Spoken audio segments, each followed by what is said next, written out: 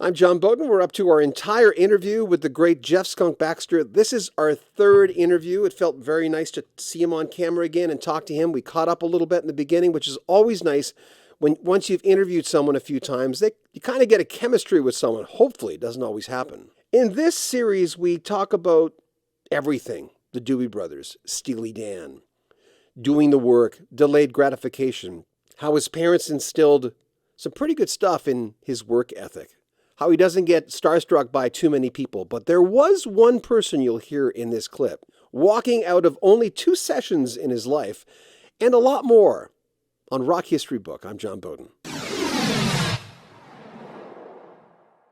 Punctual as ever. Sir, How are you, man? It's been a while. it has been. How are you? I've been really good. By the way, you've been getting a lot of fantastic buzz from this record and touring. I mean, it's got to be gratifying that people, you do the work, you get in the room, but people are interested. They want to see you. How does that feel? Hard to beat. Yeah, after all these years, that solo album, you did it. Could have done it a long time ago, but Well, it worked out. So yeah, I'm a happy guy. NPR called you the most interesting man in music. Did you know that interview you did with them? No, I didn't. That was the title. It's Oh my. I've described you many times since those 2 last interviews we did, where we went down through all the album tracks of going, and I prefaced talking about you every time by saying you're the most interesting guy, even before the U.S. defense missile stuff, even before that. By the way, how's the book coming along? Good. Got a great book agent. Now starting to kind of ramp up the battle rhythm.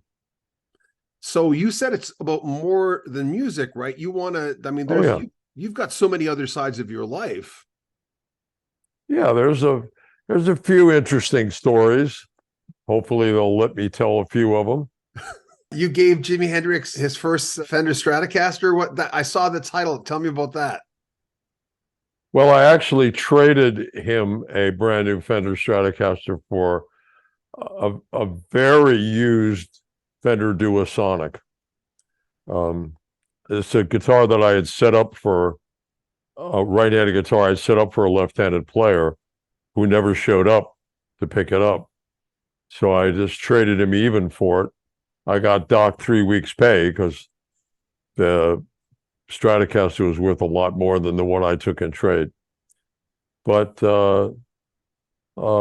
Jimmy James, as he was calling himself at the time, we became friends and we got a chance. We didn't spend a whole lot of time together. It was one of those things where you don't see each other for a while, then you get a chance to get together and, But in the early days when he was playing down in the Village, yeah, we got to be friends. Fine human being, quiet, pensive, retrospective, polite, and of course, a genius. Who were you back then? How would you describe yourself back then?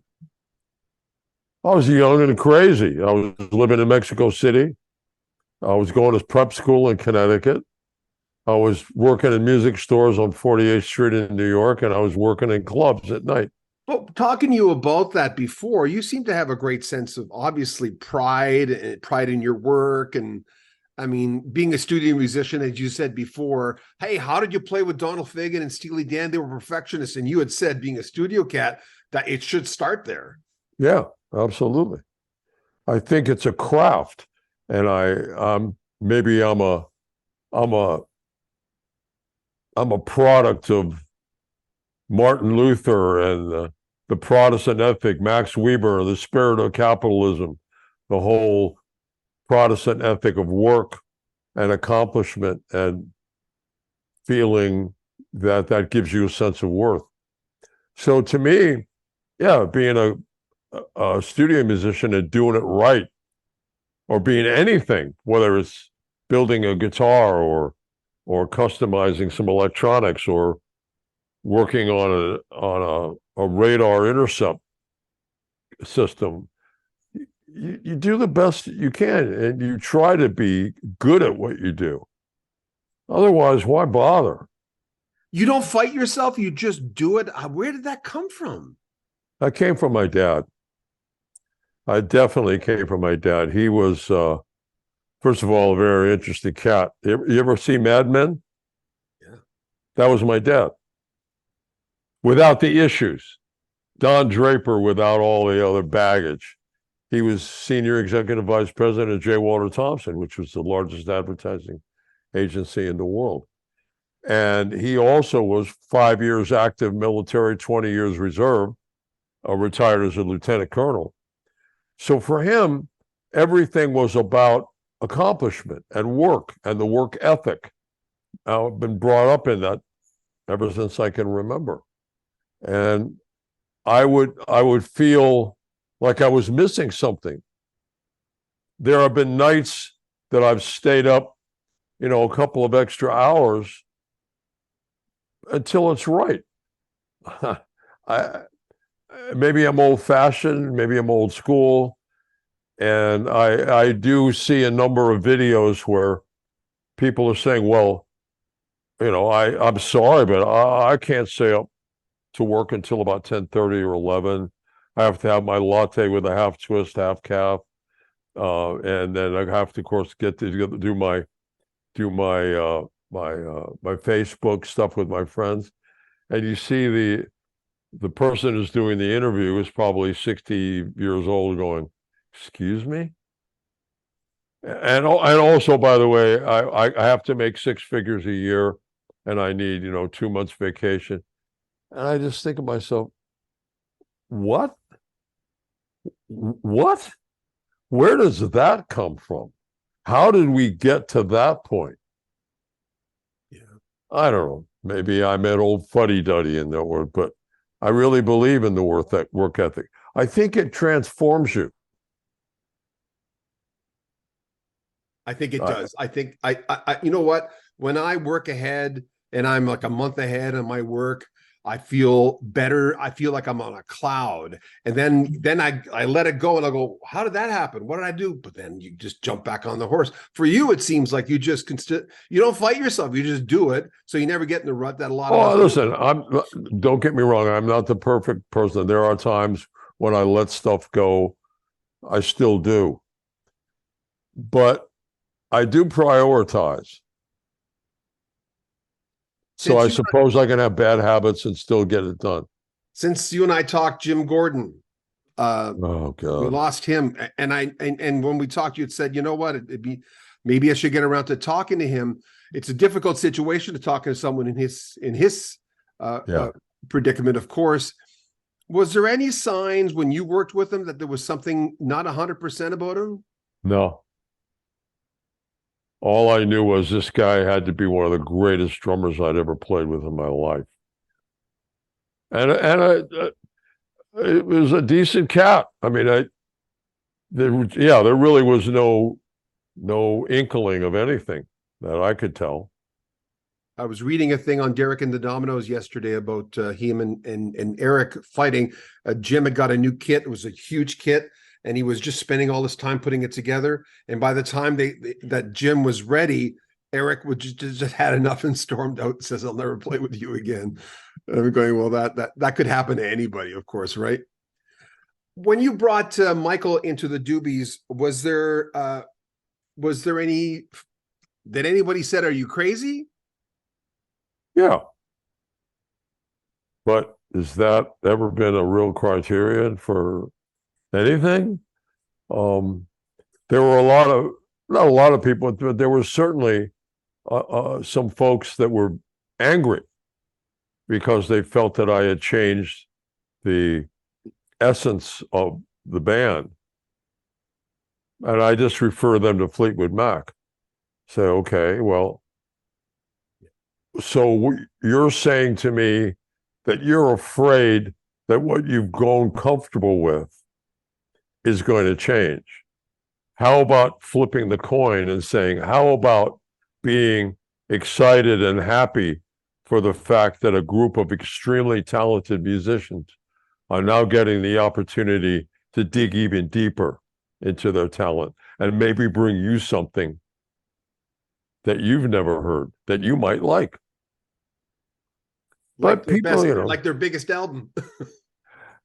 yeah, besides that, yeah, you know, Don't stop to watch the wheels. Was that you in the beginning? Who did that guitar?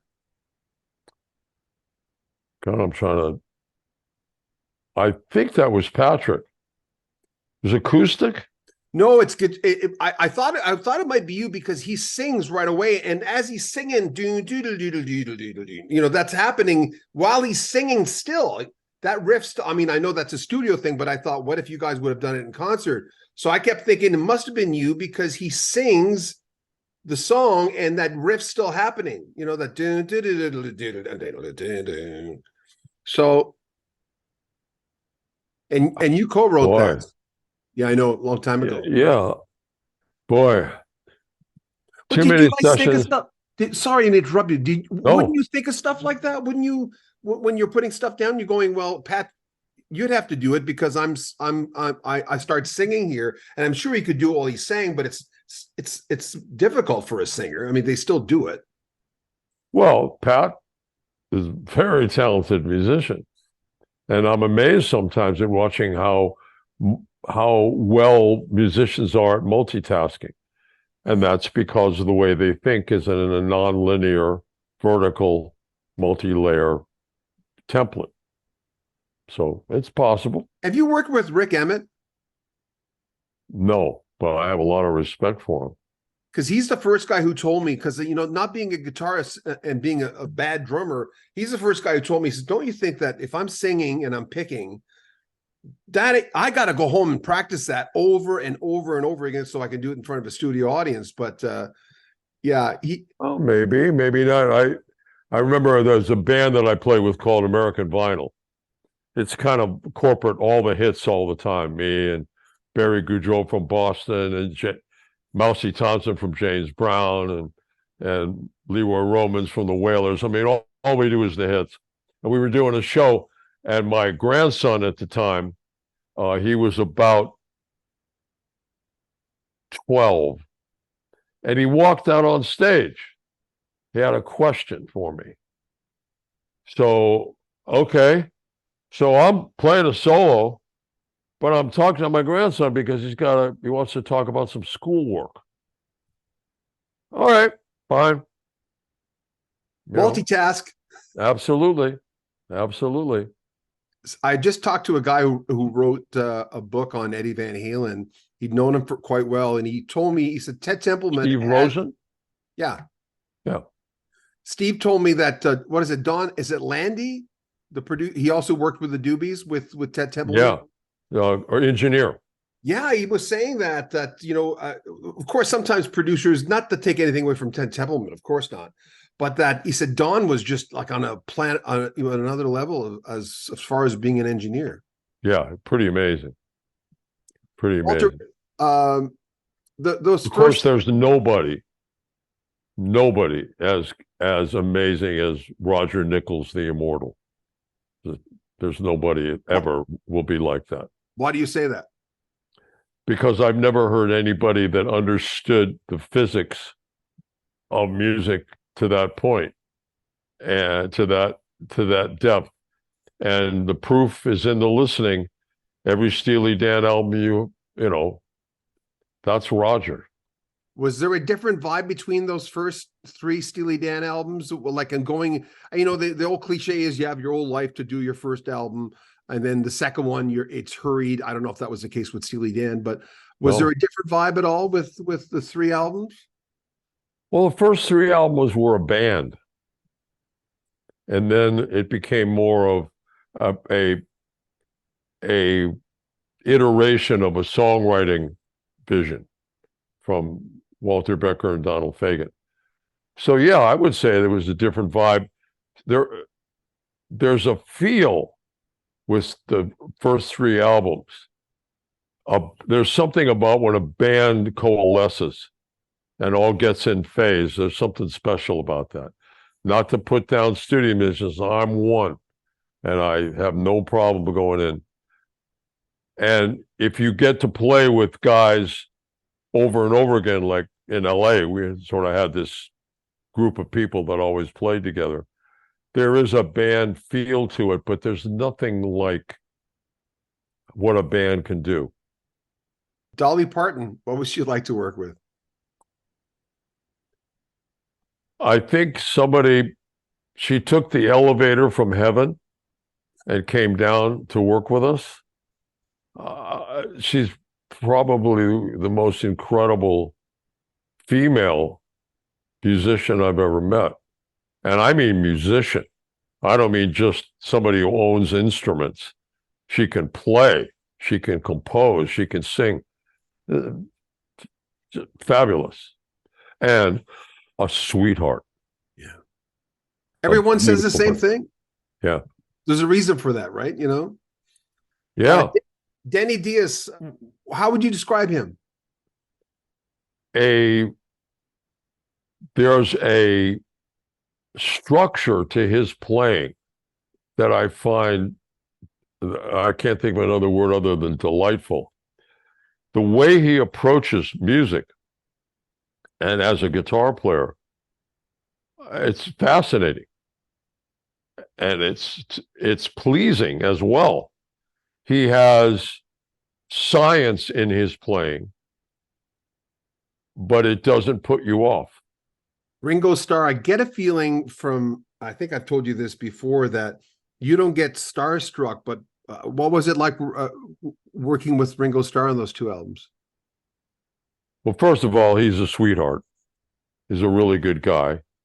He's more interested in accomplishing something than being somebody. Lieutenant Colonel John Boyd, the man that invented the OODA loop and changed air combat tactics forever, said you can do one of two things. You can either be somebody or you can do something. And I think Ringo Starr was one of those guys that was less interested in being somebody than doing something. I remember we were doing a session with Mark Hudson was producing. We were up at the Village. I was playing pedal steel. And those were the days when we all carried pagers.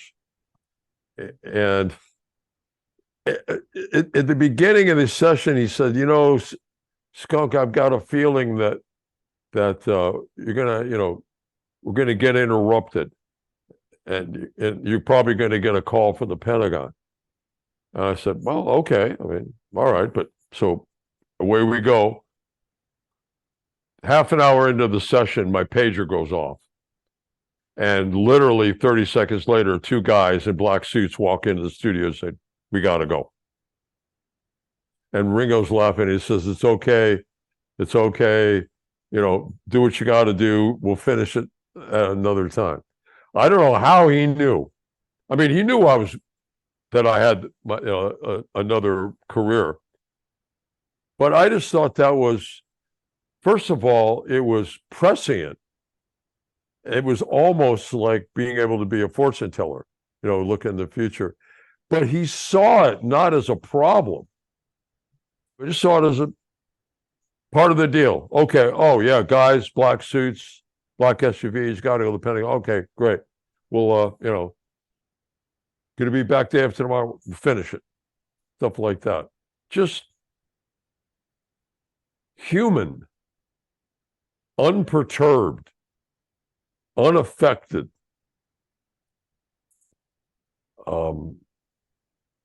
I don't know quite else how to describe it. I don't sense that you're a starstruck kind of guy. You just like people are people. Am I correct? Pretty much. I'm just happy to be here, proud to serve, work with people. Now, I was a little starstruck when I got to work with Dr. Charles Towns when I was at, I still am at Lawrence Livermore, but he was the man that won the Nobel Prize for inventing the laser. And we were colleagues working together. And his concept of frequency, coherent oscillation, I mean, coarse coherent oscillations, that's what a laser is. It's a set of coherent oscillations at a single frequency. But I was kind of excited to work with him. Now, the other guy that I was working with was Dr. Edward Teller, the man that invented the hydrogen bomb. I liked Eddie. Fast Eddie was a good guy. He was a concert pianist too. But I wasn't starstruck with him. But yeah, Charlie Towns, a little bit. Hiram Porter. Most underrated bass player on the planet. Like crazy. Phenomenal musician, as well as a phenomenal bass player. Why did he leave the Doobies? Did you ever know? Or you had gone before him, right? I think everybody, if you're conscious of yourself, there's a time and a place where it's time to move on. And certainly I'd done pretty much whatever I could do for the Dobie Brothers. Time to move on. John Hartman felt the same. Yeah, I think Tyrandus felt that was it. You know, it was done. And it's good. I think if you stay with something where you're not feeling that you want to be there, that doesn't make sense to me. Are you more like for the solo album? I'm curious. I know you thought about it before, but are you conscious of your steps? Or do you trust your intuition? I mean, that's a big decision you made, and you did it really late in life. Seemed like it worked out really well. But when you make life decisions, just kind of curious, man to man, I mean, how conscious are you going, I'm going to do this? Do you have to think things out a lot? How does that process go for you? Depends. If I have time, I'll give it some thought. When Tommy got sick backstage at Louisiana State University, there was no time. Somebody had to make a command decision right away. So I am a big believer in trusting your gut feeling. I read that book, Blink, and I believe that the gentleman has a good point. I think he's right on the money. The problem with not trusting your gut is you overthink things. So it's a fine line. Yeah. You worked with Lisa Delello before she did her big change, a Canadian artist. Because after, I think the album you worked on was Drastic Measures, and after that she just went Peter Gabriel or something. She did something. Did you remember anything about that session? Not a lot, but I do remember that she was really good to work with. That I didn't. There are some artists that make it less than pleasant. And of course, as a studio guy, you take it. You just take it in the chest, whatever. You do your job. But I do remember that she was very, very good to work with, and very, very nice is the wrong word, kind, efficacious, outgoing, friendly. I'm very careful about that. When I went for my first book deal, yeah, I think it was MTV had a publishing relationship with Simon and Schuster, I think it was, and I went for an interview, and they were all excited. And then on the way out to the elevator, he said, "So we're really looking forward to All the Dirt." I went, "All the Dirt?" He said, "Yeah, all the dirt on the people that you worked with." And I said, No. Those are your friends and colleagues. Well, and also, to me, it's like, if you have to say the word fuck every third word, if you're a comedian, you're not funny. So if what you're hiring me for is to dish out, gossip and be an audio or a version of the National Enquirer, no. And they said, well, then we really don't have much to talk about. I said, fine. Better to have this understanding now. Yeah. Yeah, there's been a couple of sessions that were really ugly. And I've only walked out of 2 recording sessions in my whole life. Because again, you're a craftsman, you're a tradesman. If you're a plumber, you don't walk out, you fix it. If you're a surgeon, you don't walk out, you fix it. So there were only a couple of times where it just got to be so overbearing that I thought, I just suggest get somebody else. Yeah. Yeah. Joni Mitchell, 1975. Awesome. As a matter of fact, I remember a story. My godson, who's Slim Jim Phantom's son, TJ, Joni and I used to have lunch together every once in a while up at a little restaurant up in Brentwood. And so I asked her if it's okay if I brought TJ with me one time. She said, sure. So I brought him and we had lunch. I think TJ was like 8 or 9 years old, that great age where you're just really beginning to start putting things together. And after we walked out of the restaurant, going over to the car, I said, well, did you have fun? And he said, she is huge, beautiful. And I thought, only from the mouth and the brain of a 9-year-old. That's almost a lyric. She was huge, beautiful. On all iterations. He wasn't just talking about her physical, her physical being. He was enamored with her as a human being.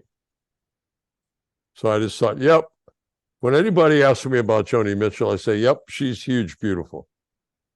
Some of your favorite drummers that you worked with. This is a few, just if you have time, a few questions from the fans. Peter Horlbeck, drummer, vocalist, from the Chicago area. I'm Losing You, their version of it. I'm trying to think of the name of his band. I should go online. I'm getting old, I forget all this stuff. Brilliant drummer. Jimmy Hodder, who I brought into Steely Dan from the Bead Game. Oh, man. Guys that are in the pocket. Mark Damian, the guy that's playing in my band. Frightening. How'd you find him? It was a friend of C.J. Vanston, who's my writing and co-producing partner on this. And of course, Ed Green and Jeff Picaro and Vinnie Colaiuta and Carlos Vega and Jim Gordon, the Cats, playing with all of those guys, pretty spectacular. Can you describe Jay Graydon? I know you and Jay go back a long way. I'm curious, how would you describe Jay Graydon? Such nice conversations with Jay on the internet a few years ago. It was just a joy. Paul, when I worked with Paul Pina, who was blind, and somebody asked Paul to describe me, he said he's a match head. What's that mean? A lighted match. Oh. And I took that as a compliment. And I'd say the same for Jay. Bubbling with energy, innovative, way too much fun to hang with. Gutsy. I mean, we've done some really crazy stuff together. And I have a tremendous amount of love for him because, again, no matter what anything devolved into, consummate professional.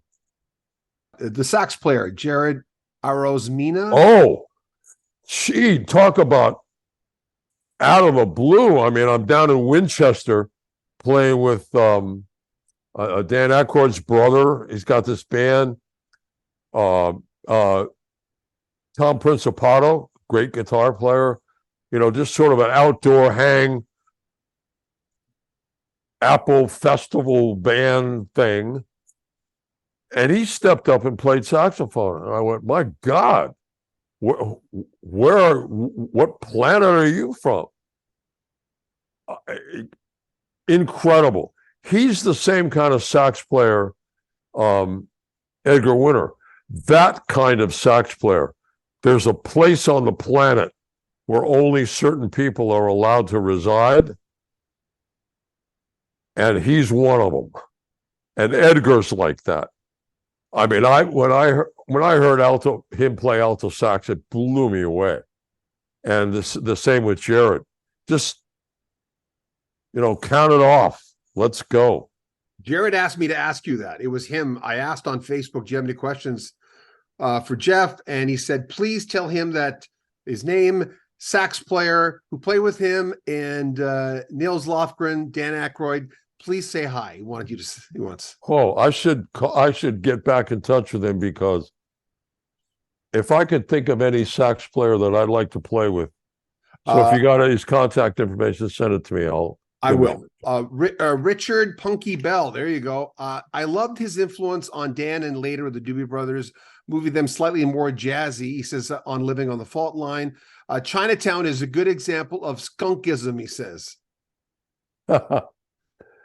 That was an interesting tune. I still think that Living on the Fault Line was the best album the Doobies ever did. And when I say best, there's a million ways to define that word. But I would say, in terms of exploring and digging into the depths of the musicianship and capability of the members of that band, that was the record. It was amazing how good those musicians were, and they had never done this before. I had gotten the band to work as a rhythm section, sort of a wrecking crew. I had talked to Ted Templeman, and I said, I think it's a really cool idea for this band to go out and work as a rhythm section in the studio. He said, absolutely. So Leo Sayer, Carly Simon, Hoyt Axton, and you show up, downbeats at 9 o'clock, producer doesn't give a damn what band you're in, you play it right or you're fired. I thought, this is the Steely Dan side of my life. I'm going to bring these guys over. And not only did they do a great job, they did a tremendous job. They found capabilities that they had that they probably had never leveraged before. I mean, remember when we were doing Living on the Fault Line album? I'm not sure what song it was, but Keith Knudsen, we were listening back, and he went, oh, man, I dropped a snare drum beat in bar 51. I went, bingo, welcome to the club. And I think that album was the crucible for that band to be able to do the Minute by Minute album. It was a great sounding album too. The album, actually, the sound quality, I remember. Ron Landy, yeah. Yeah. And the playing. Mm-hmm. I mean, you sit down and you listen, what is going on? Where is Patrick going? Here's a guy that's a sort of a folk, blues guy, and we're heading down the road. And changes. This is not the blues. This is going after some deep changes, melodies. Okay. So today, I'm not going to play any solos that ever relate to the dominant note of the key that we're playing. It's like Charlie Parker. I'm going to play every single note that relates to this chord, no matter what it is. I'm going to explore it. Everything was like that. Tyran's bass playing, my God, and these drummers, John and Keith, right up there with the best drummers ever. Feel, groove. Wow.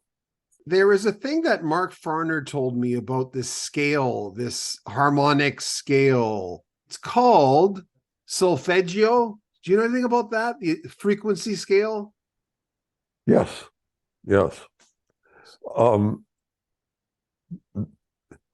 there are a number of different kinds of scales. In Western music, it's pretty much a 13-note scale, and it can be interpreted in different ways.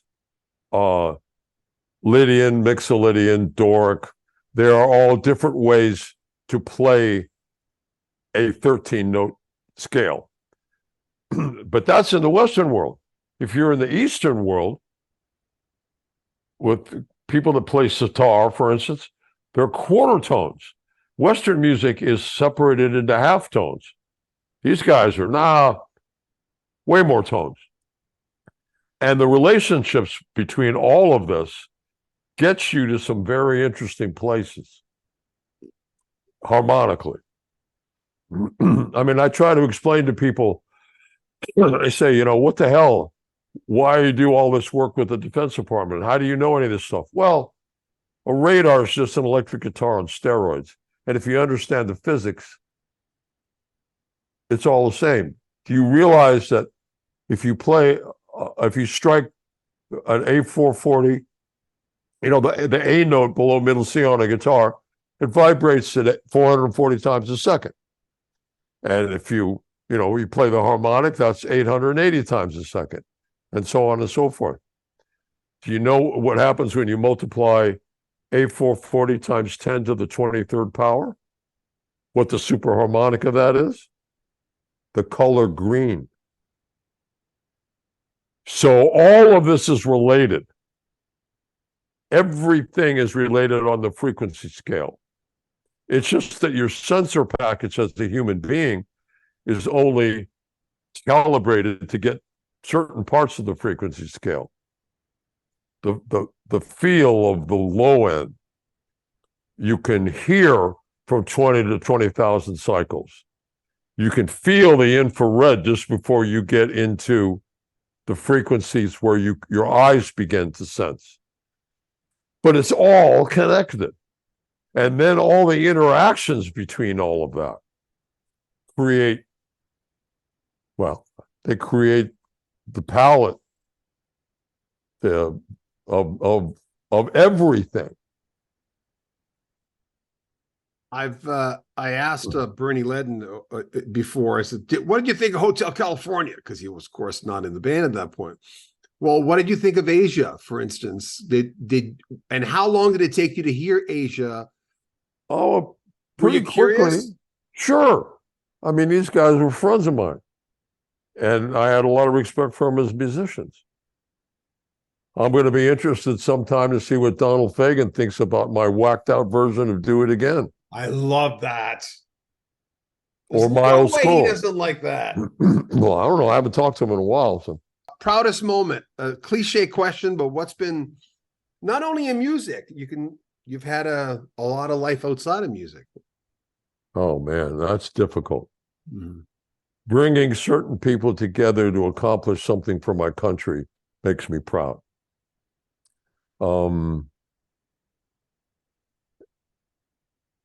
I guess musically, people say, what was your favorite gig? Well, let's see.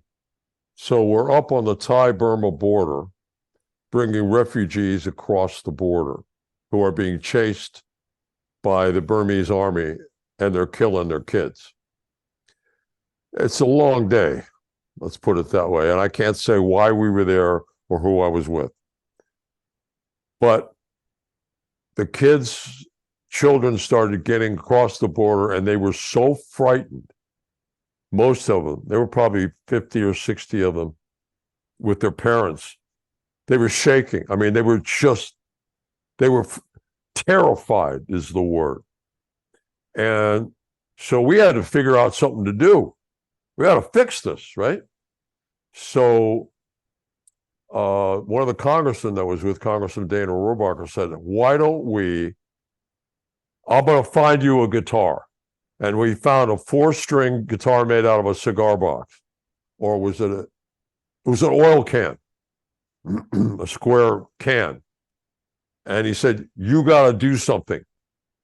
So we separated the kids into small groups, 3 groups, and we taught them to sing Row, Row Your Boat. And they don't speak any English. They speak Wa or Korean or Karenine or, had nothing to do with English. But we got them into it, and remember when you were kids and you used to sing Row, Row Your Boat, everybody takes a part and it's kind of melds together, it becomes a round. And in about a half an hour, we got the kids calmed down. And I thought, this has got to be one of the greatest gigs ever. It's life-changing. Yeah. Now, was it a session? Yeah, I guess, right? Was it a concert? Yeah, maybe. What was it? I'm not sure. But I was very proud of that, to be able to do that. Okay, silly question, then I'll let you go. Ask any question you want. Darren Lowry asks, did he really go on stage in a bathrobe and slippers with the Dobie Brothers? Yeah. Why? I don't know. Just felt like it. In the same way as I got Mark Volman sent me a copy of his book. Mark and I were friends for years from the Turtles. And when they had that band Flo and Eddie, they opened the show for the Dobie Brothers a couple of times. So there was during Oktoberfest, I thought, okay, we'll have some fun. So I had the hotel, we were staying at a very, very nice hotel, cater a dinner on stage for Mark and Howard. Set up a beautiful table, exquisitely set up, dinner for two, candlelight dinner, nice wine, sous chef, everything. And so while we were doing this performance, rocking away, Mark and Howard were out there having dinner on stage. And I look over at Mark and we go, whether it was performance art or whatever, I just thought things like that were important to do. I don't know. I think if you take yourself too seriously, you're probably going down the wrong road.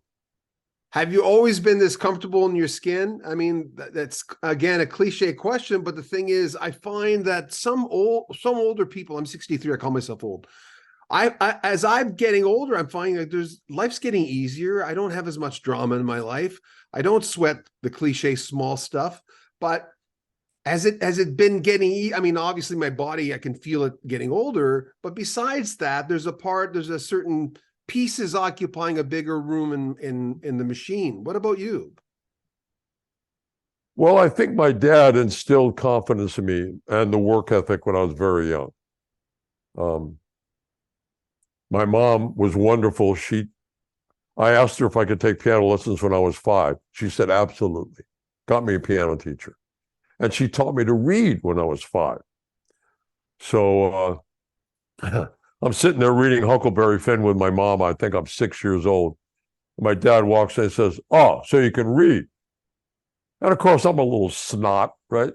Yeah, I can read.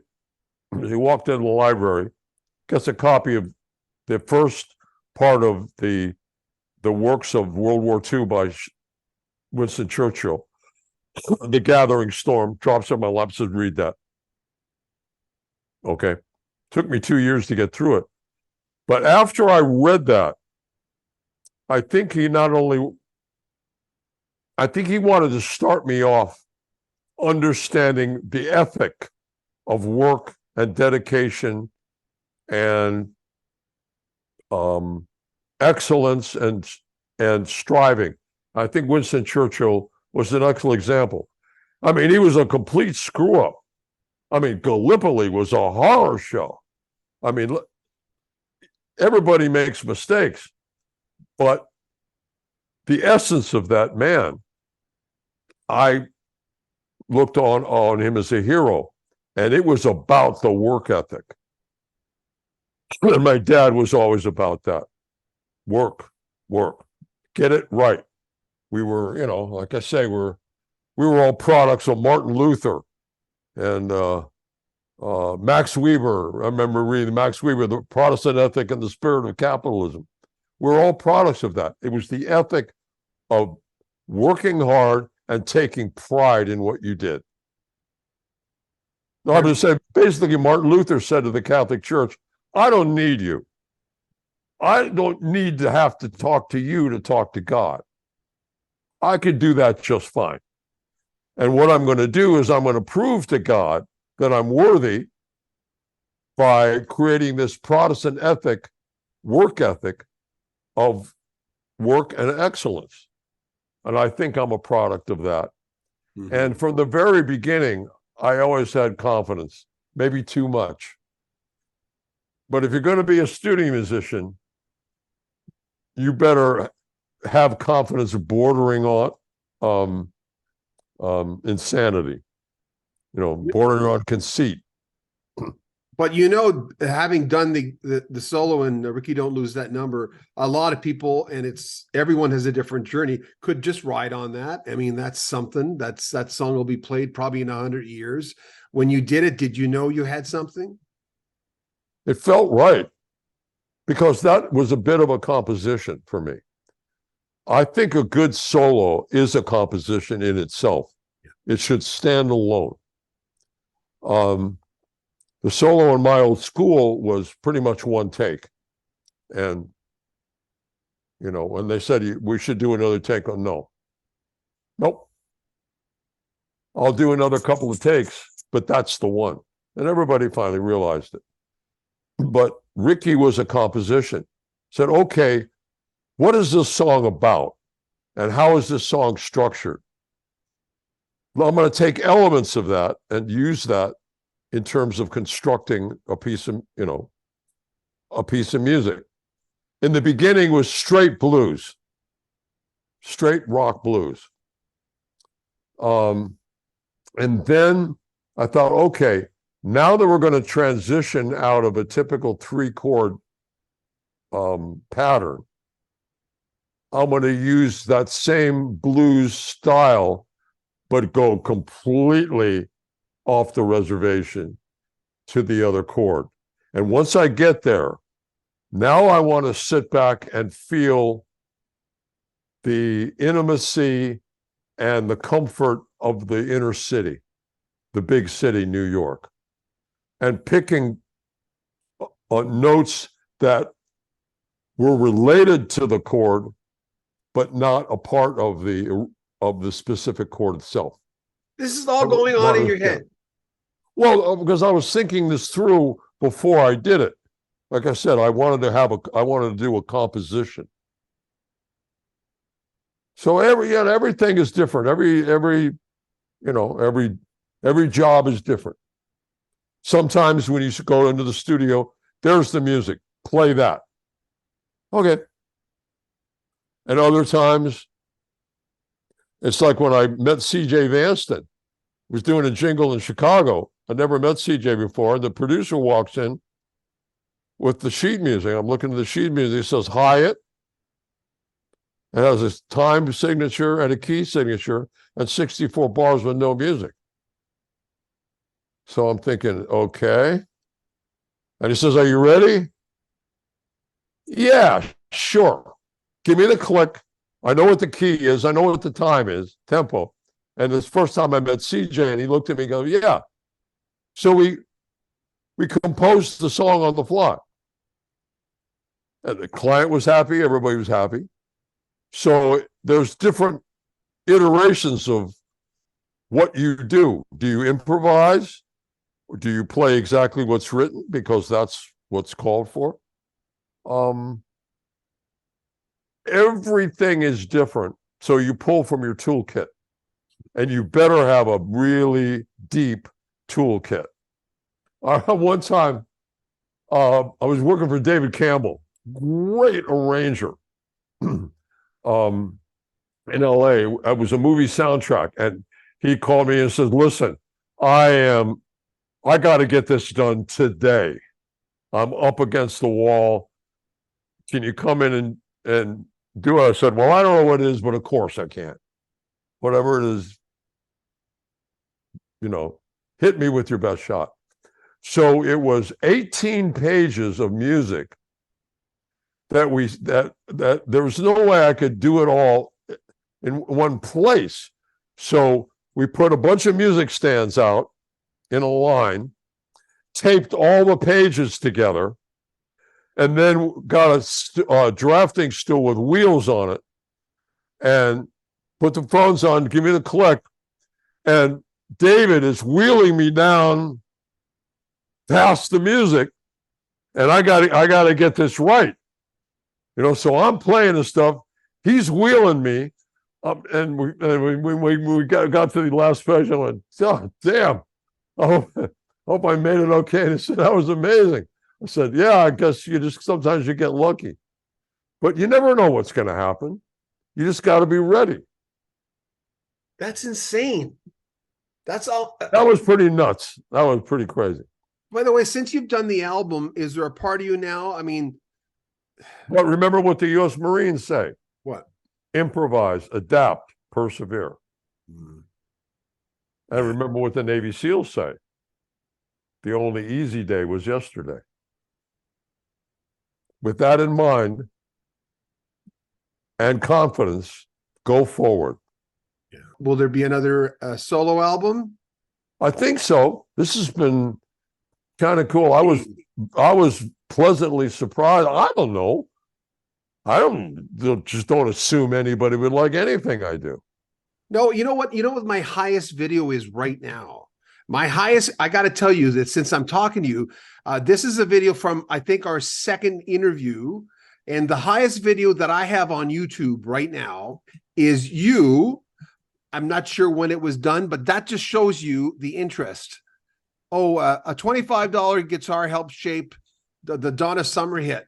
Yesterday was in the last 48 hours, got 7.8 thousand. I think it's at 100,000 now. You've told me this story. You don't have to do it again, but right. but just to show you that interest comes full circle. I don't know when was that done. Just before I let you go, I'll let you know. Just let me see. It was 79, 80, 70. Oh no, it was 79, but I don't know when the video was released. But anyway, it would have been released about a year ago, and it's coming full circle again because there's interest, and obviously they really care. So I would love for you to, before I let you go, I would love for you to do another one. I thoroughly enjoyed this one. Well, I already have. When I put this out, I'm going to put the descriptions of the songs out again because it's been a year, so that they'll get a feel for the stuff. But I so appreciate your time, and you are the most interesting musician I've ever talked to. So there. Well, listen, number one, you're very kind. And number two, I think that what you talked about, the $25 guitar, this goes back to what we were talking about before. One thing that drives me batshit is when you're setting up for a gig and the rental stuff comes, but it's, the guy says, oh, I can't get my sound, man. They didn't bring me the X25 XB with the plug-in, and I'm going, you can't get your sound. What? You're a guitar player. What do you mean you can't get your sound? Just play. So what if the guitar's, got only 5 tuning pegs and another one, and it's ugly, and it's got old strings on it, and you bought it for $25? Do the goddamn job. Stop that crap. That stuff just drives me nuts. Improvise, adapt, persevere. And yeah, the only easy day was yesterday. I so appreciate your time, Jeff. Thank you so much. I'm looking forward to that book. It'll be fun. It'll be fun. I'm having a good time with it.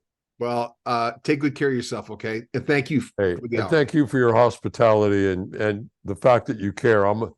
Like I said, I'm amazed anybody cares what I have to say. So thank you for the opportunity. Yeah, we do. Take care, man. All right. Bye-bye. Hope you enjoyed that. It's John Bowden, Rock History Book, and our third interview with Jeff Skunk Baxter. There are links in the description where you can buy his album, find out more information. There's a PayPal link right on top. We always appreciate your donations. You can join our Patreon and get early access to our videos, another way to support us. And make sure you subscribe to our channel, share our videos, comment on them, and like them as well. I'm John Bowden. This is Rock History Book. Take care.